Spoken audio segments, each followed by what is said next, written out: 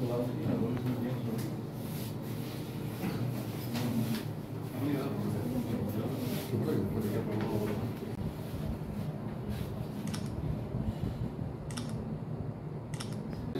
Megawatt সম্পন্ন ৰঙা নদী নদীবান্ধৰ পানী খুলি দিয়াৰ পিছত যি ভয়াৱহ পৰিস্থিতিৰ সৃষ্টি হ'ল আৰু যি পৰিমাণৰ ক্ষয়ক্ষতি হ'ল তাৰ বিপৰীতে ৰঙা নদী নদীবান্ধতকৈ 5 গুণ অধিক ক্ষমতা সম্পন্ন 2000 মেগাৱাটৰ নামনি সোৱণশিৰি নদীবান্ধে নদী মহোদয় ভাৰত চৰকাৰ নতুন লখিমপুৰ জিলা আয়ুক্ত মহোদয়ে বিষয় বৃহৎ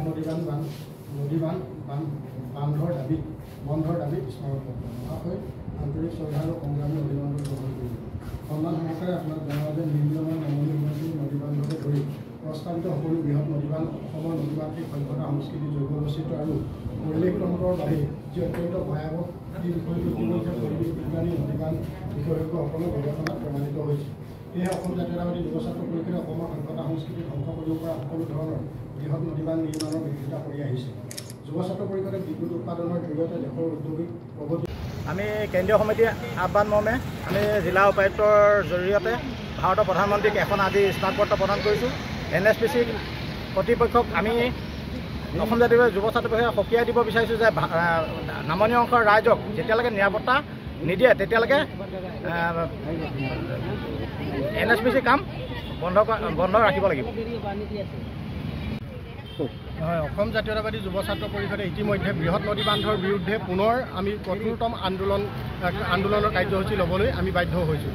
ইতিমধ্যে আমি যোৱাকালি অসম জাতীয়তাবাদী যুৱ ছাত্ৰ পৰিষদৰ কেন্দ্ৰীয় সভাপতি আৰু সাধাৰণ সম্পাদক ডাঙৰীয়াই আমাৰ এলানি নদীবান্ধ বিৰোধী কাৰ্যসূচী ইতিমধ্যে ঘোষণা কৰিছে, যাৰ ফলশ্ৰুতিত আজি আমি প্ৰথম কাৰ্যসূচী স্বৰূপে আমি ভাৰতৰ প্ৰধানমন্ত্ৰীলৈ আমি লখিমপুৰ জিলা আয়ুক্ত মহোদয়ৰ জৰিয়তে বৃহৎ নদীবান্ধৰ বিৰোধিতাৰে এখন স্মাৰকপত্ৰ প্ৰদান কৰিছোঁ।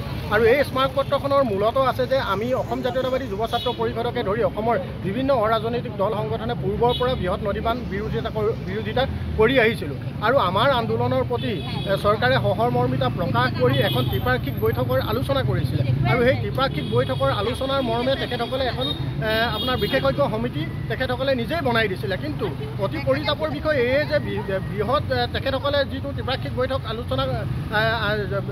বৈঠকৰ আয়োজন কৰিছিলে সেই ত্ৰিপাক্ষিক বৈঠকৰ ফলশ্ৰুতিত যিখন বিশেষজ্ঞ সমিতি বনাইছিলে সেই বিশেষজ্ঞ সমিতিয়ে যিসমূহ পৰামৰ্শ দিলে সেই পৰামৰ্শসমূহ কোনো ধৰণৰ আজি পৰ্যন্ত ৰাজহুৱা নহ'ল প্ৰথম কথা। আৰু দ্বিতীয় কথা, সেই ত্ৰিপাক্ষিক বৈঠকৰ জৰিয়তে বিশেষজ্ঞ সমিতিয়ে যি পৰামৰ্শ দিছিল সেই পৰামৰ্শসমূহ চৰকাৰখনে আজি পৰ্যন্ত কিন্তু কোনো ধৰণৰ কাৰ্যকৰী কৰা নাই।